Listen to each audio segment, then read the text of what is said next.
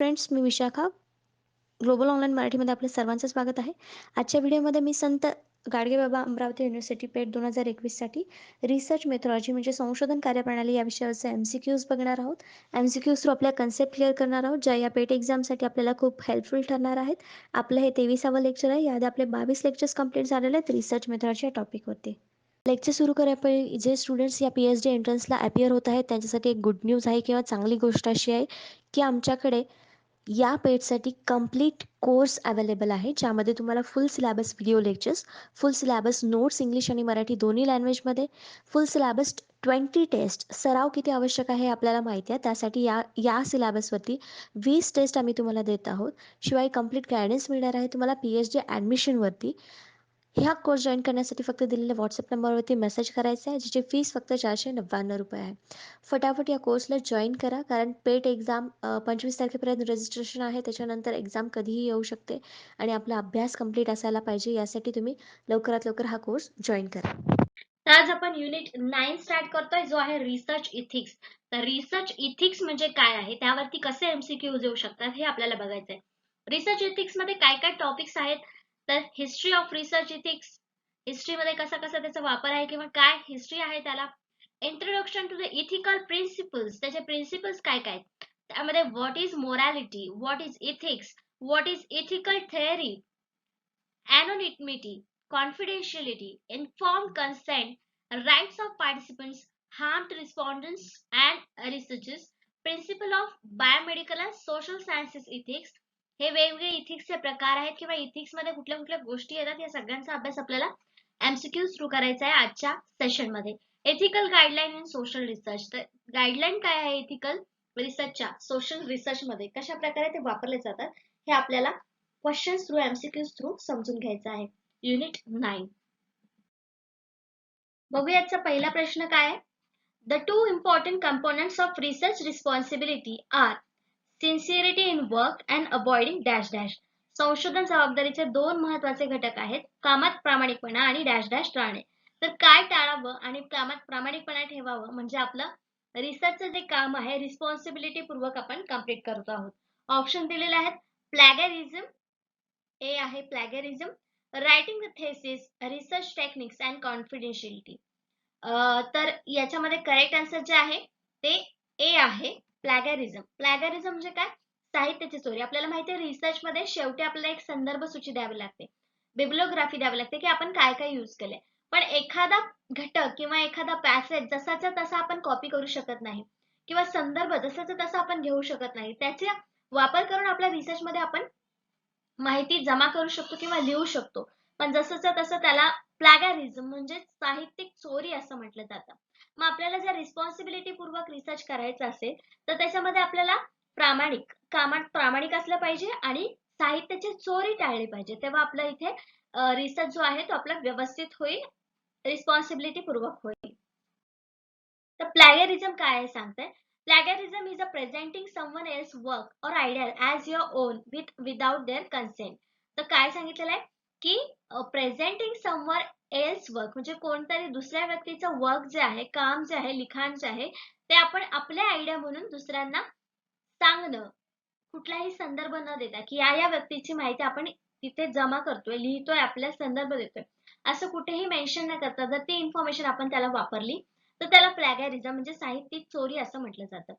Bye incorporating it into your work without full acknowledgement, all published and unpublished material, whether the manuscript, printed or electronic form, is covered under this definition. तर याच्यामध्ये कुठल्या कुठल्या गोष्टी cover होतात, printed असो, manuscript असो, electronic गोष्टी असो, या सगळ्या गोष्टी याच्यामध्ये येतात. पब्लिश, अनपब्लिश, पण ते जर कोणी ऑलरेडी करून ठेवलेलं असेल तर त्याचं क्रेडिट त्याला न देता आपण ह्या गोष्टी वापरल्या तर ते प्लॅगॅरिझम म्हणजे साहित्यिक चोरी होते. Turning in someone else work as your on म्हणजे थोडक्यात तेच आपल्याला सेंटेन्स दिलेलं की एखाद्याचं काम आपलं काम म्हणून दाखवणं, याला आपण साहित्याची चोरी बोलतो. पण कुठलाही संदर्भ न देता जर आपण तिथे रेफरन्स दिला असेल, बिब्लिओग्राफी मध्ये असं मेन्शन केलं असेल तर आपण तिथे चोरी होणार नाही. Copying large pieces of text from source without citing the source म्हणजे सोर्सला आपण तिथं कुठलाही संदर्भ न देता ते मोठे मोठे पॅसेज किंवा पीसेस आपण जसे तसे जर वापरत असतो आपल्या गोष्टीमध्ये. Taking passage from multiple sources, किंवा मल्टिपल सोर्सेस मधून जरी आपण पॅसेज घेत असलो, पायसिंग देम टुगेदर एकत्र करत असलो and turning in a work as your on, जरी आपण ते सगळं वेगवेगळे पीसेस मधून पॅसेज घेत असलो आणि आपल्या एका रिसर्च मध्ये किंवा एका थेसिस मध्ये रायटिंग मध्ये जर ते आपण एकत्र लिहित असो, जर ते आपलं वर्क आहे असं म्हणून, पण without giving their credit, without their consent, तर तो साहित्यिक चोरी असेल. आणि जर तुम्ही तर रिसर्च मेन्शन केलं असेल की या या संदर्भातून आम्ही हा माहिती गोळा केलेली आहे, तर ती चोरी ठरत नाही. ते तुम्ही संदर्भामध्ये वापरू शकता. नेक्स्ट क्वेश्चन बघतो आपण सेकंड नंबरचा. Which of the following options most appropriately explains research ethics? दिलेले ऑप्शन्स आहेत त्यापैकी रिसर्च इथिक्स हा पॉइंट किंवा रिसर्च इथिक्स म्हणजे काय, हे नेमकं काय स्पष्ट करते ऑप्शन्स पैकी ते आपल्याला सांगायचंय. ऑप्शन्स आहेत it states how to write a research report flawlessly, त्यात निर्दोषपणे संशोधन अहवाल कसा लिहावा हे नमूद केलेले असते. It gives the methodology of researching within social norms, हे सामाजिक नियमांनुसार संशोधन करण्याची पद्धत देते. सामाजिक नियम इथे आपण असं म्हणू शकत नाही रिसर्च इथिक्सला, ते आपण प्रत्येक व्यक्ती आपल्या अंतर्गत गोष्टींनी ते सगळ्या गोष्टी नीतिशास्त्र तयार करत असतं.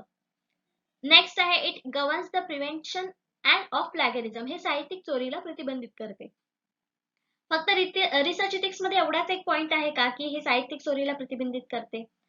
त्यात आणखीन साऱ्या गोष्टी आहेत. ऑप्शन डी काय, it provides common set of dos and don'ts of conducting and ethical research, हे नैतिक संशोधन आयोजित करण्याचा डॉट म्हणजे डूज अँड डोंट्स म्हणजे काही गोष्टी करायला पाहिजेत आणि काही गोष्टी नाही करायला पाहिजेत यांचा एक संच प्रदान करते. मग ऑप्शन डी इथे आपल्याला अधिक करेक्ट वाटतं. बाकीच्या गोष्टीही आहेत रिसर्च इथिक्स मध्ये, पण दिलेल्या पर्यायांपैकी डी पर्याय जास्त योग्य आहे कारण त्याच्यामध्ये सगळ्याच गोष्टी आल्या. मग सामाजिक नियमानुसार वापरणं किंवा साहित्यिक चोरी न करणं किंवा निर्दोषपणे संशोधन अहवाल प्रसिद्ध करणे, या सगळ्याच गोष्टी या डूज अँड डोंट्स मध्ये येतात, संचामध्ये येतात. म्हणून इथं करेक्ट आन्सर काय येणार आहे? D. Research ethics is a codification of scientific morality in practice, म्हणजे रिसर्च इथिक्स म्हणजे काय थोडक्यात, तर सायंटिफिक मॉरॅलिटी म्हणजे तुमच्यामध्ये जे काही नीती आहे किंवा नीतिशास्त्र आहे, चांगल्या गोष्टी आहेत त्या प्रॅक्टिस मध्ये आणणं, त्याला रिसर्च इथिक्स म्हणतात. Guidelines for research ethics specify the basic norms and value of research community, research कम्युनिटीसाठी बेसिक नॉर्म्स व्हॅल्यूज जे आहेत, व्हॅल्यूज आपण म्हणतो, मूल्य म्हणतो, त्या गाईडलाईन करण्यासाठी आपण रिसर्च इथिक्सला वापरतो. They are based on general ethics of science, कशावर बेस्ड असतात ते? General ethics of science. Just as a general ethics is based on the morality and social society at large, हे सगळं कशावर असतं बेस्ड? तर मॉरॅलिटी, मूल्य, जे गोष्टी आहेत, नीती म्हणजे वागणूक कशी असली पाहिजे व्यक्तीची किंवा एखाद्या एक व्यक्ती असं म्हणून काय वागलं पाहिजे, हे चांगल्या गोष्टी म्हणजे मॉरॅलिटी असं आपण म्हणू शकतो. नेक्स्ट क्वेश्चन आपण बघतोय थर्ड नंबरचा. Which of the following factors make the compliance of research ethics difficult, research ethics खालीलपैकी कोणते घटक संशोधन नैतिकतेचे पालन करण्यात कठीण करतात किंवा बाधा टाकतात? ऑप्शन्स आहेत सोशल नॉर्म्स, सामाजिक नियम, रिस्पेक्ट फॉर कॉन्फिडेन्शियलिटी, गोपनीयतेचा आदर, लॅक ऑफ चेक्स, तपासणीचा अभाव, सेल्फ चेक, स्वतःची तपासणी. तर यापैकी कुठली गोष्ट अशी आहे जी आपल्याला नैतिकतेचं पालन करण्यामध्ये बाधा टाकते? सामाजिक नियम टाकतात का बाधा? नाही, त्यात उलट आपल्याला हेल्प करतात की समाजामध्ये हे जे नियम आहेत ते चांगल्यासाठी आहेत, हे नियम बघून आपल्याला नैतिकतेचं पालन करायला पाहिजे, म्हणजे हे आपल्याला सपोर्ट करते. रिस्पेक्ट फॉर कॉन्फिडेन्शियलिटी म्हणजे गोपनीयतेचा आदर करणं, हे ते नैतिकतेत एक तत्व आहे असं आपण म्हणू शकतो, म्हणजे हे आपल्याला बाधा आणणार नाही, तर हे आपल्याला नक्कीच हेल्प करेल. सेल्फ चेक, स्वतःची तपासणी करणं, हे सुद्धा आपल्याला हेल्प करेल की आपण बरोबर आहे की चूक आहे. पण लॅक्स ऑफ चेक्स म्हणजे तपासणीचा अभाव जिथे आढळेल आपल्याला, काही गोष्टी जेव्हा आपण तपासायचा अभाव येतो किंवा तपासला जात नाही, तेव्हा तिथे नैतिकतेचं पालन करण्यामध्ये काहीतरी बाधा येऊ शकते किंवा तपासणी केली नाही म्हणून एखादा घटक चुकीचा होऊ शकतो आणि तिथे मग नैतिकतेचं पालन मोडलं जाईल किंवा उल्लंघन होईल असं आपण म्हणू शकतो. म्हणजे आपलं करेक्ट आन्सर इथे काय असणार आहे? सी, तपासणीचा अभाव हे करेक्ट आन्सर आहे. इन बिझनेस इथिक्स, आता इथे एक उदाहरण घेतलं की बिझनेस इथिक्स मध्ये context compliance generally refers to the companies or business persons conformity with relevant laws and regulation. Business करताना आपल्याला काहीतरी रूल्स आणि रेग्युलेशन्स असतात त्या त्या बिझनेसशी रिलेटेड प्रत्येक पर्सनसाठी. ते त्या बिझनेसचे इथिक्स असतात. That is following the rules set out by the government. तसेच काही रूल्स हे गव्हर्नमेंटने सुद्धा घालून दिलेले असतात.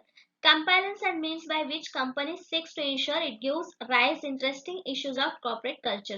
त्याच्यामध्ये काय होतं की कॉर्पोरेट कल्चर हे एक निर्माण होतं. एथिक्स वगैरे घालून दिलेले असतात. रूल्स आणि लॉज रेग्युलेशन्स मधून आपोआपच इथिक्स तयार होतात बिझनेससाठी. हे एक एक्झाम्पल आहे की इथिक्स कसे तयार होतात आणि इथिक्स कसे लागू होऊ शकतात. तर बिझनेस मधले इथिक्स आपल्याला अशा प्रकारे लागू होऊ शकतात. नेक्स्ट क्वेश्चन आपण बघतोय, which among the following is not kind of plagiarism. आता प्लॅगरिझम म्हणजे आपल्याला काय कळालं की साहित्याची चोरी, आणि साहित्याची चोरी कशी असू शकते तेही सांगितलंय. खालीलपैकी कोणता साहित्यिक चोरीचा प्रकार नाही हे आता आपल्याला सांगायचंय.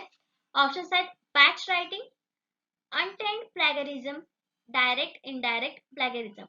तर पॅच रायटिंग म्हणजे एखादा पॅसेज किंवा त्यातलं लेखन आपण घेतो त्याला पॅच रायटिंग म्हणतात. हा चोरीचा प्रकार असू शकतो. विदाउट सायटेशन किंवा विदाउट बिबलिओग्राफी मध्ये मेन्शन न करता घेणं त्याला आपण साहित्यिक चोरी म्हणू शकतो. इनडायरेक्ट आणि डायरेक्ट हे दोन्ही सुद्धा प्लॅगरिझमचे प्रकार आहेत. तुम्ही अप्रत्यक्ष चोरी होऊ शकते किंवा डायरेक्ट चोरी सुद्धा होऊ शकते साहित्याची. तर ते दोन्ही प्रकार साहित्याच्या चोरीचे आहेत. पण अनटेंड प्लॅगरिझम म्हणजे अशुद्ध साहित्यिक चोरी असा कुठलाही प्रकार नाहीये. म्हणून आपल्या इथे करेक्ट आन्सर काय येणार आहे? बी, अनटेंड प्लॅगरिझम. अशुद्ध साहित्यिक चोरी हा साहित्यिक चोरीचा कसलाही प्रकार नाही.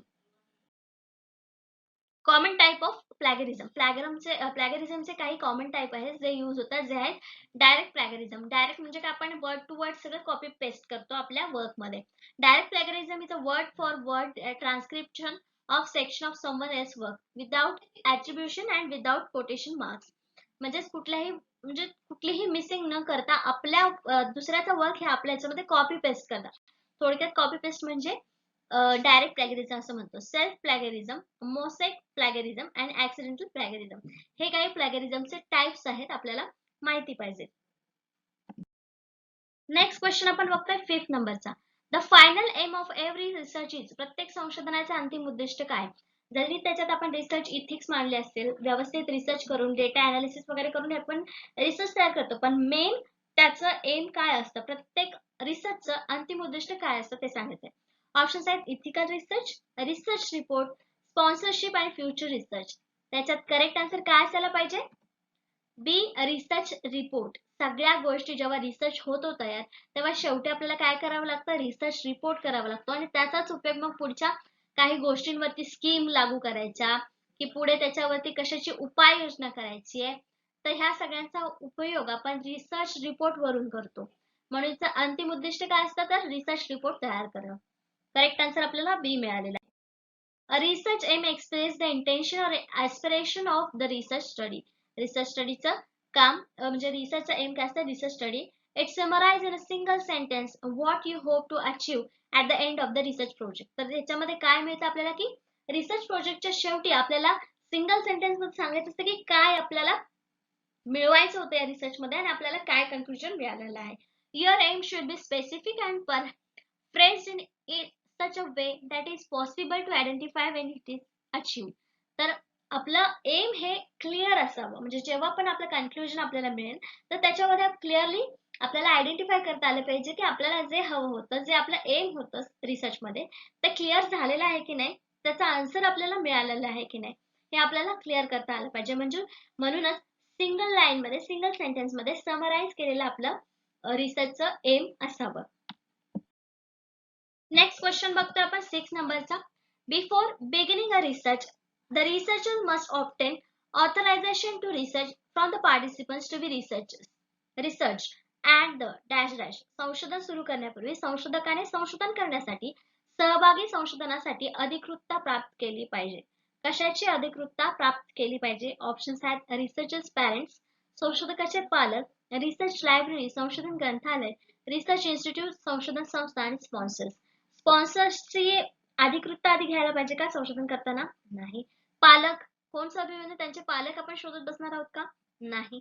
मग संशोधन ग्रंथालयाचे पण परवानगी आपल्याला घ्यावी लागत नाही. आपण ग्रंथालयातून कुठलेही बुक्स आपल्याला हव्या त्या वेळेस घेऊ शकतो. म्हणजे आपला ऑप्शन इथे एकच उरलेला आहे ज्याची अधिकृतता आपल्याला मिळाली पाहिजे आपल्याला संशोधन करताना. ते काय आहे? रिसर्च इन्स्टिट्यूट संशोधन संस्था. मग करेक्ट आन्सर इथे आपल्याला काय मिळालेलं आहे? C. At its core, the function of any research institute is to gather together and analyze currently available data. तर ह्याचं काय महत्व असतं, इन्स्टिट्यूट कडून आपण का माहिती घेतो, तर ती सगळी माहिती जी आहे ते आपल्याला एकत्र करून परत अनालाइज करण्यासाठी हेल्प होते. Engage in experimentation based on theories inspired by the analysis and report outcome of those experiments interested parties. तर काही गोष्टी ज्या असतात आपण सगळे माहिती एकत्र करतो. आधी झालेले त्या विषयावरची रिसर्च किंवा आपण केलेले रिसर्च हे इन्स्टिट्यूट एकत्र करते आणि एकत्र केल्यानंतर मग त्याची माहिती किंवा त्याचा आउटकम जे असेल ते आपल्या सगळ्यांनाच उपयोगी होतं किंवा त्या इन्स्टिट्यूटसाठी देखील उपयोगी ठरतं. म्हणून आपण इन्स्टिट्यूटकडून अधिकृत प्राप्तता करून घेतो की हा आपल्याला रिसर्च करायचा आहे किंवा केलेला आहे. नेक्स्ट क्वेश्चन बघतो आपण 7th नंबरचा. Copying the work of other authors in whole piece is called as. इतर लेखकांचे काम संपूर्ण तुकड्यामध्ये कॉपी करणे असे म्हटले जाते. तर इथेच आपल्याला दिलेलं आहे पीस, तुकडा. इथे दिलेला आहे म्हणजे आपल्याला कुठला आन्सर इथे यायला पाहिजे ऑप्शन्स मध्ये ते बघूया. सेल्फ प्लॅगरिझम, इनडायरेक्ट प्लॅगरिझम, डायरेक्ट प्लॅगरिझम आणि डी ऑप्शन आहे पॅच रायटिंग. तर तुकडा आणि पीस त्याच्यावरून आपल्याला करेक्ट आन्सर इथे मिळायला पाहिजे, ते आहे पॅच रायटिंग त्याला म्हणतात. करेक्ट आन्सर इथे आपले डी आहे पॅच रायटिंग. पॅच लेखन त्याला म्हणतो आपण. एखादं काम जसं तसं एखादा तुकडा कॉपी करणं आणि पेस्ट करणं त्याला पॅच रायटिंग म्हणतात. Patch writing refers to the act of making small changes and substitutions to copied source of material. तर पॅच रायटिंग काय म्हणतात, एखादा पीस जसाचा तसा उचलून घेणं, फक्त त्याच्यामध्ये थोडं काहीतरी चिन्ह किंवा एखाद्या वर्डला सिनॉनिम्स वापरणं, या सगळ्याला आपण पॅच रायटिंग असं म्हणतो. Copying from a source text and then deleting some words. म्हणजे जे काही आपण सोर्स यूज केलेला आहे, कॉपी पेस्ट केलेला आहे, त्यातले काही वर्ड्स डिलीट करणं आणि जसं तसं परत वापरणं. अल्टरनेटिंग ग्रामॅटिकल स्ट्रक्चर, काही ग्रामॅटिकल स्ट्रक्चर बदलणं. और plugging in one for one synonym substitute, म्हणजे काही गोष्टींना आपण सिनॉनिम्स वापरणं, त्याला पॅच रायटिंग असं म्हणतात. समजलं पॅच रायटिंग म्हणजे काय, याच्यावरती देखील आपल्याला क्वेश्चन्स एक्झाम मध्ये विचारले जाऊ शकतात. नेक्स्ट क्वेश्चन बघतो आपण 8 नंबरचा. Which of the following steps in research are least vulnerable to research ethics. संशोधन खालीलपैकी कोणती पायरी कमीत कमी संशोधन नैतिकतेसाठी असुरक्षित आहे किंवा जास्त गरजेची नाहीये नैतिकता पाळण्यासाठी. ऑप्शन्स आहेत आयडेंटिफाईंग द रिसर्च व्हेरिएबल्स, संशोधन व्हेरिएबल्स ओळखणे, data collection procedure, data analysis procedure, reporting research outcomes, संशोधनाच्या परिणामांचा अहवाल देणे. तर इथे आपल्याला नैतिकता पाळावी लागते. याच्यात कुठलाही फेरबदल किंवा जास्त गोष्टी ऍड करता येऊ शकत नाही. अनालिसिस करताना पण ते पण प्रॉपर करावं लागतं. चुकलं तर तिथे नैतिकता आपली जाऊ शकते. डेटा कलेक्शन करताना पण आपल्याला बायस होऊन चालत नाही. अनबायसपणे आपल्याला डेटा कलेक्ट करावा लागतो, ती प्रोसिजर करावी लागते, म्हणजे तिथे पण आपण नैतिकता जपू शकतो. ह्या गोष्टी सगळ्या आपल्याला इथे आवश्यक आहेत. पण आयडेंटिफाईंग द रिसर्च व्हेरिएबल्स कोणते आहेत यासाठी नैतिकता तिथे आपल्याला जास्त आवश्यक वाटत नाही. म्हणजे आपलं करेक्ट आन्सर इथे या प्रश्नाचं काय असणार आहे, ए आयडेंटिफाईंग द रिसर्च व्हेरिएबल्स, संशोधन व्हेरिएबल्स ओळखणे ही पायरी कमी महत्वाची आहे असं आपण इथे म्हणू शकतो. Identifying research variables and defining the research variable are more concerned with the theoretical approach and not falls under the strict research parameters. हे काय गोष्टी आहेत की ह्या ज्या गोष्टी आहेत ते स्ट्रिक्ट रिसर्च पॅरामीटर्स मध्ये येत नाहीत, तेवढ्या महत्वाच्या नाही आहेत आपल्याला. Therefore option 1 in research is a least vulnerable in research ethics. म्हणून हे जे ऑप्शन आपल्याला दिलेलं होतं मागच्या क्वेश्चन मध्ये ते जास्त वल्नरेबल, लिस्ट वल्नरेबल आहे रिसर्च इथिक्स मध्ये. नेक्स्ट क्वेश्चन बघतोय आपण 9th नंबरचा. Research ethics committees are. संशोधन नैतिकता समित्या आहेत किंवा यामध्ये नैतिकता तपासली जाते किंवा नैतिकता आपण बघत असतो. तर ती कुठली कमिटी? ऑप्शन्स आहेत कमिटीज ऑफ रिसर्चर्स, संशोधकाच्या समित्या, convened by organization to monitor the policies and ethical standards of research projects carried out under their auspice under their name. संस्थांनी त्यांच्या नावाखाली, त्यांच्या तत्वाखाली चाललेल्या संशोधन प्रकल्पाच्या नैतिक मानकांचे निरीक्षण आणि पोलीस करण्यासाठी आमंत्रित केले आहेत. तर ही एक कमिटी आहे. आणि दुसरं committees of researchers concern with ethics, नैतिकतेच्या संबंधित संशोधकांच्या समित्या, आणि concern only with research conducted in medical sciences, केवळ वैद्यकीय विज्ञानात केलेल्या संशोधनाशी संबंधित आहेत. तर रिसर्च इथिक्स कमिटीज बद्दल कुठलं स्टेटमेंट करेक्ट आहे हे सांगायचं आहे. फक्त विज्ञानाशी, वैज्ञानिक विज्ञानाशी संबंधित आहे चुकीचं आहे, किंवा संशोधन नैतिकशी संबंधित समिती आहेत हे पण चुकीचं आहे. हे आपण चांगला रिसर्च किंवा रिसर्च हा योग्य असावा यासाठी आपण तयार केलेले हे इथिक्स आहेत ते कुठल्याही समितीशी रिलेटेड नाही आणि फक्त रिसर्च समित्या म्हणजे रिसर्च इथिक्स कमिटी असं नाहीये, म्हणजे ए पण ऑप्शन आहे. मग आपला एकच ऑप्शन इथे करेक्ट आहे ते म्हणजे बी. करेक्ट आन्सर आहे बी. Research Ethics Committee, also known as Ethical Review Board, ERB, Ethical Review Board, Ethical Review Committee, Human Research Ethics Committee, Institutional Review Board, group of individuals who undertake the ethical review of research protocols involving humans applying agreed ethical principles. तर हे ethical principles ला आपण सगळे agreed करतो आणि ते कशातून तयार झालेले असतात? तर ERB, Ethical Review Board, Ethical Review Committee, Human Research Ethics Committee and institutional review board हे सगळे इथिक्स कमिटी आहेत असं आपण म्हणू शकतो. नेक्स्ट क्वेश्चन आपण बघतोय 10 नंबरचा. इन्स्ट्रुजन इज घुसखोरी आहे. कशाला आपण ही घुसखोरी म्हणू शकतो? ऑप्शन्स पैकी ऑप्शन्स आहेत. What is the researcher must engage in order to carry out the research. संशोधन करण्यासाठी संशोधकांनी काय गुंतले पाहिजे याला घुसखोरी म्हणतात. It is the very nature of research. संशोधनाच्या स्वभावात any unwarranted, unnecessary or unwelcome engagement with the person or the place. एखादी व्यक्ती किंवा ठिकाणासह कोणतीही अनावश्यक किंवा नको असलेली व्यस्तता ह्याला घुसखोरी म्हणतात. D unavoidable in research project. अपरिहार्य एका संशोधन प्रकल्पामध्ये याला इन्स्ट्रुजन म्हणतात. त्याचा करेक्ट आन्सर आहे सी, ज्याच्यामध्ये सगळ्याच गोष्टी आहेत. Unwarranted, unnecessary and unwelcome engagement with the person or the place याला इन्स्ट्रुजन असं म्हणतो, घुसखोरी असं म्हणतो प्रकल्पामध्ये आपल्या रिसर्च प्रोजेक्ट मध्ये. The intrusion काय आहे? The act of intruding or the state of being intruded, especially the act of wrongful entering upon, seizing upon, taking possession of the property of the another. म्हणजे एखाद्याची property वेगळी असेल, लिखाणचं वेगळं असेल आणि त्याच्यावरती आपण एंटर करतोय, ती वेलकम म्हणजे आपण जे बघितलं क्वेश्चन मध्ये ऑप्शन मध्ये की अनविलिंगली, अनवॉन्टेडली आपण त्याच्यामध्ये घुसतोय त्याला घुसखोरी असं म्हणतात.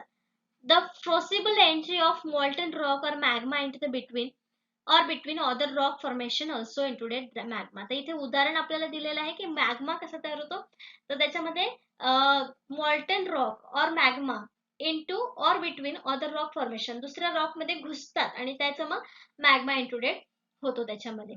डिटेक्टिंग सिस्टीम इंट्रोड्युशन म्हणजे आता दुसरं उदाहरण दिलेलं की सिस्टीम म्हणजे जे आपण ऑनलाईन कामं करतो त्याच्यामध्ये सुद्धा इंट्रुजन्स होत असतात. Process of monitoring the event occurring the computer system or network and analyzing them for signs of possible incident which are violation or immense threats of violation or computer security policies, acceptable use policies or standard security parties. त्याच्यामध्ये आपण माहिती आहे की आपण system मध्ये म्हणजे आपल्या computer मध्ये किंवा लॅपटॉप मध्ये आपल्याला सिक्युरिटी दिलेली असते आणि काही वेळेस त्याच्यामध्ये व्हायरस हा इंट्रूड करत असतो, इंट्रुजन करत असतो म्हणजे घुसखोरी करत असतो. हे आपल्याला उदाहरण दिलं की घुसखोरी म्हणजे नेमकं काय. हे रिसर्चच्या बाबतीत आपण वेगळ्या प्रकारे मांडू शकतो, पण हे दोन प्रकारमध्ये आपल्याला नेमकं इंट्रुडिंग म्हणजे काय हे आपल्याला समजतंय. तर अशा प्रकारे आजचे आपले 10 प्रश्न 10 कन्सेप्ट इथे संपलेले आहे. नेक्स्ट लेक्चर मध्ये आपण जे काही कन्सेप्ट आपल्या राहिलेल्या आहेत रिसर्च मेथोडॉलॉजीच्या किंवा आपल्याला त्या पेट मध्ये आणखीन उपयुक्त आहेत त्यावरती एमसीक्यूज बघणार आहोत. आजच्या सिलेबस प्रमाणे आपला सिलेबस आपण कव्हर करण्याचा प्रयत्न केलेला आहे. तरी आपले जे काही क्वेश्चन्स किंवा कन्सेप्ट जर राहिले असतील तर आपण नेक्स्ट लेक्चर मध्ये घेणार आहोत. आजच्या सेशनसाठी धन्यवाद.